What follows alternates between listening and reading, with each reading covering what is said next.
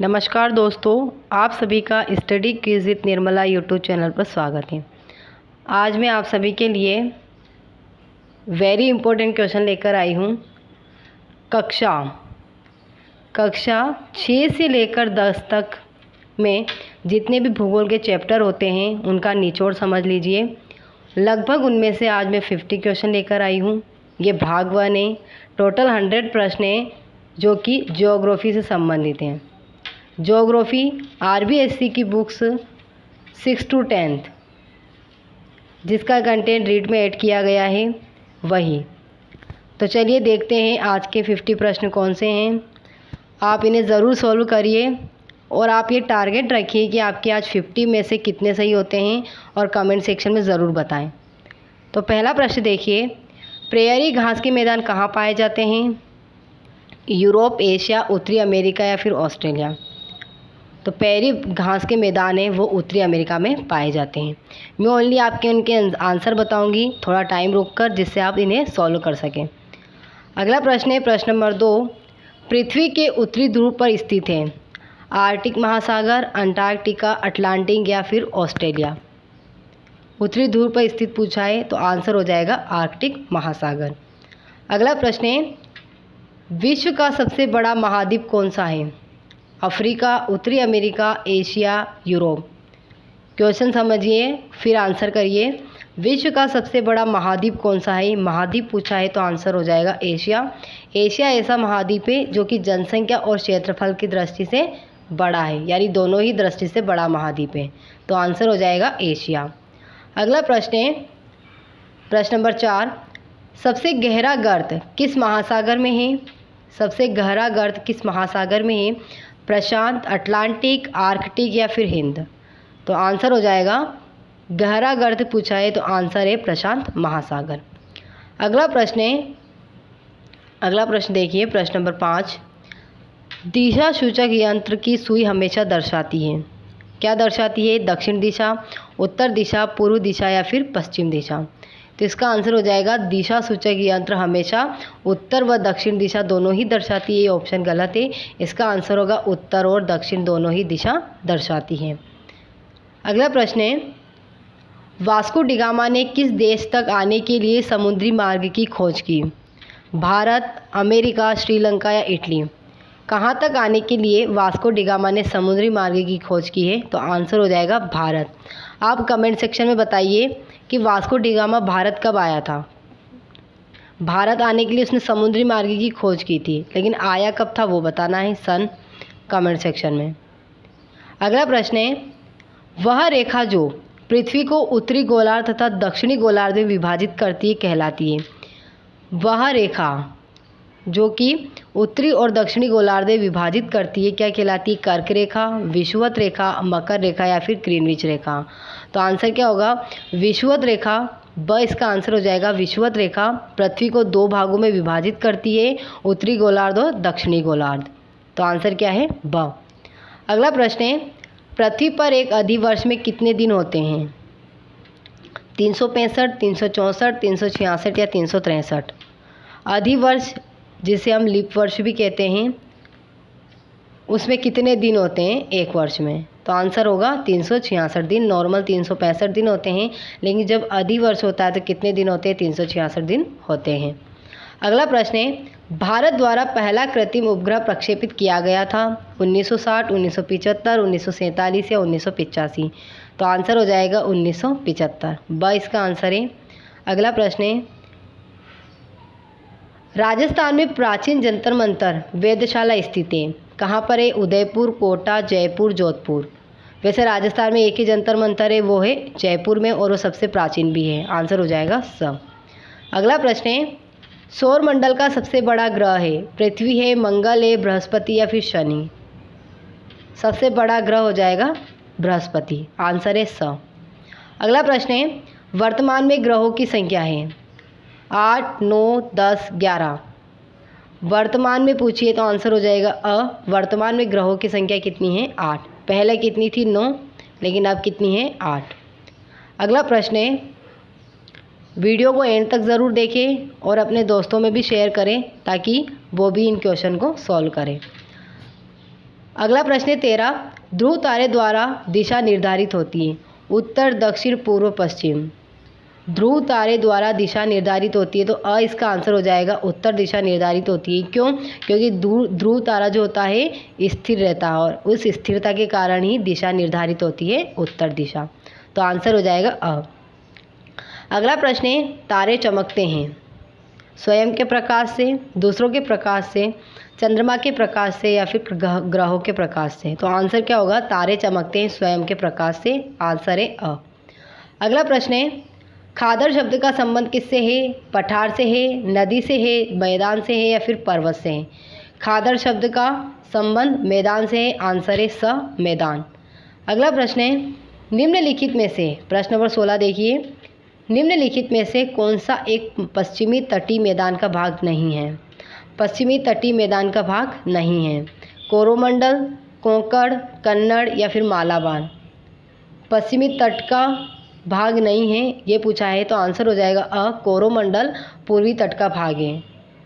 तो आंसर क्या है? अ। अगला प्रश्न देखिए, निम्नलिखित में से किस राज्य में बर्फीला क्षेत्र पाया जाता है? राजस्थान, जम्मू और कश्मीर, केरल और झारखंड। बर्फीला क्षेत्र पूछा है तो आंसर है ब, जम्मू कश्मीर में बर्फीला क्षेत्र पाया जाता है। ये क्वेश्चन राज्य है, लेकिन अब जम्मू कश्मीर क्या है? जम्मू कश्मीर एक केंद्र शासित प्रदेश है, तो इसका आंसर क्या होगा? ब। अगला प्रश्न है, थार का मरुस्थल भारत के किस राज्य में स्थित है? राजस्थान, जम्मू कश्मीर, केरल और तेलंगाना। थार का मरुस्थल राजस्थान में स्थित है। आंसर हो जाएगा अ, राजस्थान। अगला प्रश्न है, खेजड़ली बलिदान संबंधित थे, खेजड़ली बलिदान संबंधित है, यहाँ पे है आएगा, वन संरक्षण से, कृषि उत्पादन से, औद्योगिकीकरण से या फिर तकनीकी विकास से। खेजड़ली आंदोलन किससे संबंधित है? वन संरक्षण से। आंसर हो जाएगा अ, वन संरक्षण। अगला प्रश्न है, रसदार फलों वाले वन पाए जाते हैं कोणधारी वन में, शीतोष्ण सदाबहार वन में, उष्णकटिबंधीय सदाबहार वन में या फिर भूमध्य सागरीय वन में। तो आंसर क्या होगा? रसदार फल भूमध्य सागरीय वन में पाए जाते हैं। आंसर है द। अगला प्रश्न है, वह भूमि जिस पर फलदार वृक्ष उगाए जाते हैं उसे कहा जाता है? फलदार वृक्ष उगाए जाते हैं उसे क्या कहा जाता है? उद्यान भूमि कहा जाता है, चारागाह, परती भूमि या फिर कृषि भूमि।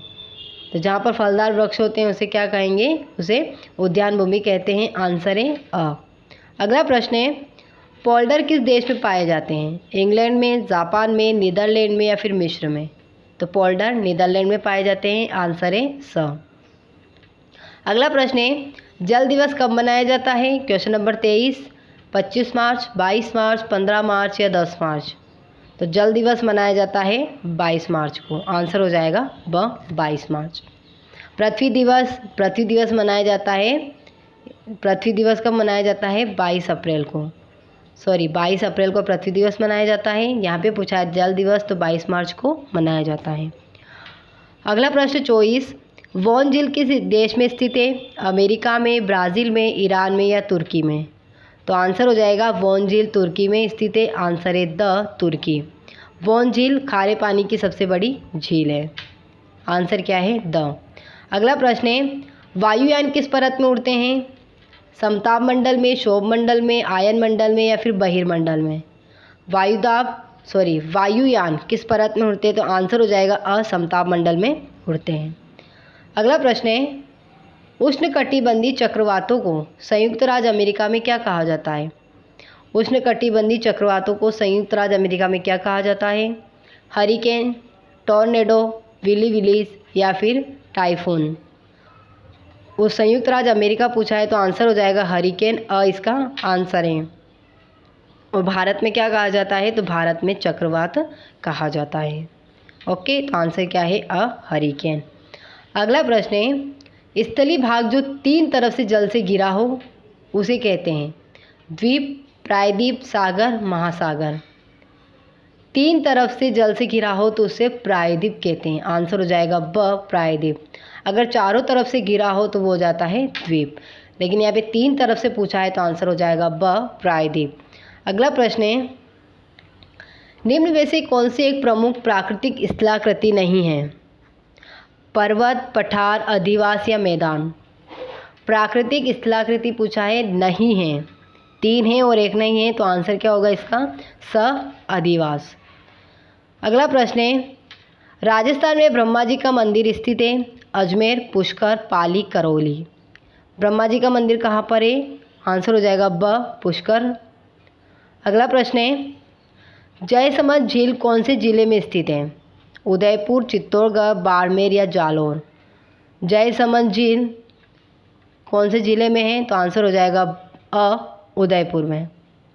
अगला प्रश्न है, राजस्थान की सबसे प्राचीन जनजाति है? भील है, मीणा है, गरासिया है या फिर सहरिया है। प्राचीन जनजाति पूछिए राजस्थान की, तो आंसर हो जाएगा भील। भील राजस्थान की सबसे प्राचीन जनजाति है, आंसर है अ।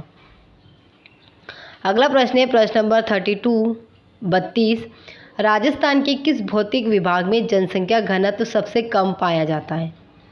पूर्वी मैदान, मरुस्थल प्रदेश, हाड़ौती का पठार या फिर अरावली पर्वतमाला। तो आंसर क्या होगा? जनसंख्या घनत्व सबसे कम पूछा है, तो आंसर हो जाएगा ब मरुस्थल प्रदेश। अगला प्रश्न है, निम्नलिखित में से कौन सा उद्योग खनिज आधारित है? सूती वस्त्र उद्योग, सीमेंट उद्योग, चमड़ा उद्योग या फिर शक्कर उद्योग। खनिज आधारित पूछा है, तो आंसर हो जाएगा ब सीमेंट उद्योग एक खनिज आधारित उद्योग है। अगला प्रश्न है प्रश्न नंबर 34, किस उद्योग को मौसमी उद्योग कहा जाता है? आभूषण उद्योग, ग्रेनाइट उद्योग, शक्कर उद्योग या फिर डेयरी उद्योग। तो आंसर होगा मौसमी उद्योग शक्कर उद्योग को कहा जाता है, आंसर है स। अगला प्रश्न है प्रश्न नंबर 35। दोस्तों वीडियो अच्छी लगे तो अपने दोस्तों में शेयर करें, साथ ही चैनल को सब्सक्राइब भी करें ताकि आने वाली वीडियो आपको जल्दी से मिल जाए। अगला प्रश्न है, किस राज्य को खनिजों का अजायब घर कहा जाता है? झारखंड को, उड़ीसा को, राजस्थान को या फिर कर्नाटक को। खनिजों का अजायब घर कहा जाता है राजस्थान को, आंसर हो जाएगा स। अगला प्रश्न है, निम्नलिखित में से अधात्विक खनिज हैं? 3 धात्विक है और 1 अधात्विक खनिज है। संगमरमर, लोहा, सोना, तांबा। तो आंसर क्या हो जाएगा? अधात्विक पूछा है, तो आंसर है इसका अ संगमरमर एक अधात्विक खनिज होता है। अगला प्रश्न है, निम्नलिखित में से कौन सी तिलहन फसल है? मक्का, गेहूं, सरसों, चना। तिलहन फसल है, तिलहन यानी जिनसे तेल निकाला जाता है, तो आंसर हो जाएगा स सरसों तिलहन फसल है। अगला प्रश्न है प्रश्न नंबर 38, निम्नलिखित में से कौन सी एक खरीफ की फसल है? गेहूं, मक्का, चना, सरसों। खरीफ की फसल है, तो आंसर है ब मक्का एक खरीफ की फसल है, बाकी गेहूं, चना, सरसों रबी की फसल है। अगला प्रश्न है, सोम कमला अम्बा परियोजना स्थित है? बाड़मेर में, डूंगरपुर में, उदयपुर में या कोटा में। तो आंसर हो जाएगा सोम कमला अम्बा परियोजना डूंगरपुर में स्थित है, आंसर है ब। अगला प्रश्न है, बनास व बेड़च किस नदी की सहायक नदियां हैं? चंबल की है, लूनी की, बाणगंगा की या माही की। बनास व बेड़च किस नदी की सहायक नदियां हैं? तो आंसर हो जाएगा अ चंबल नदी की। अगला प्रश्न है, राजस्थान में माउंट आबू के सबसे ठंडा रहने का प्रमुख कारण क्या है? पथरीला धरातल, अधिक ऊंचाई, अधिक वर्षा या फिर जल स्रोत। माउंट आबू के सबसे ठंडा रहने का कारण है ब अधिक ऊंचाई। अधिक ऊंचाई के कारण यहाँ पे ठंडा रहता है, आंसर है ब। अगला प्रश्न है, राजस्थान को कितने भौतिक प्रदेशों में विभाजित किया जाता है? कितने में? 4, 5, 3, 2। तो राजस्थान को 4 भौतिक प्रदेशों में विभाजित किया गया है, तो आंसर क्या है? अ। अगला प्रश्न है, जनसंख्या की दृष्टि से विश्व का दूसरा सबसे बड़ा देश है? जनसंख्या की दृष्टि से पूछा है, चीन, भारत, अमेरिका, जापान। तो आंसर हो जाएगा जनसंख्या की दृष्टि से विश्व का दूसरा सबसे बड़ा देश है भारत और पहला है चीन, तो आंसर है ब। अगला प्रश्न है, निम्नलिखित में से किस देश की सीमा भारत से नहीं मिलती है? किस देश की सीमा भारत से नहीं मिलती है? Nepal, Bhutan, Iran, Myanmar. तो किस देश की नहीं मिलती है? ईरान देश की नहीं मिलती है, बाकी नेपाल, भूटान और म्यांमार की मिलती है, तो आंसर क्या है? स। अगला प्रश्न है, नीलगिरी व हिमालय की मध्य सर्वोच्च चोटी है? गुरु शिखर, शेर, महाबलेश्वर, अचलगढ़।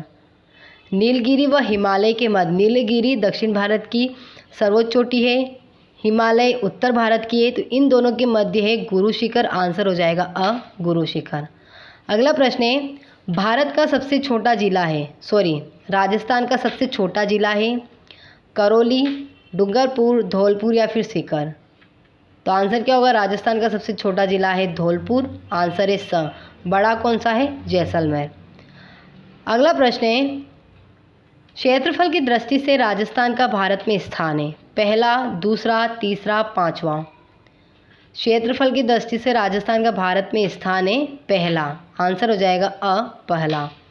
अगला प्रश्न है, प्रश्न नंबर 48, भारत का दक्षिणतम बिंदु इंदिरा पॉइंट स्थित है, अंडमान में, निकोबार में, लक्षद्वीप में या फिर मिनिकॉय में। इंदिरा पॉइंट स्थित है, तो आंसर हो जाएगा निकोबार में, ब। अगला प्रश्न है 49, भारत का सबसे घना भौतिक प्रदेश है या भौतिक विभाग है, मध्यवर्ती विशाल मैदान, थार मरुस्थल, दक्षिण भारत या तीनों ही गलत हैं। भारत का सबसे घना बसा भौतिक विभाग है, तो आंसर हो जाएगा मध्यवर्ती विशाल मैदान, अ इसका आंसर है। और आज का लास्ट प्रश्न है 50, उत्तरी पर्वतीय प्रदेश किसका भाग है, अरावली का, पामीर घाट का, आर्मीनिया का या फिर कैलाश पर्वत का। तो आंसर हो जाएगा उत्तरी पर्वतीय प्रदेश पामीर घाट का हिस्सा है। आंसर है ब। तो ये टोटल 50 प्रश्न हैं, इन्हें करिए और कमेंट सेक्शन में आप ज़रूर बताएं कि आपके कितने सही हो रहे हैं। वीडियो को लाइक करें, साथ में चैनल को सब्सक्राइब करें और बेल आइकन प्रेस करना ना भूलें ताकि आने वाली वीडियो आपको ज़रूर मिले। वीडियो को एंड तक देखने के लिए आप सभी का बहुत बहुत धन्यवाद।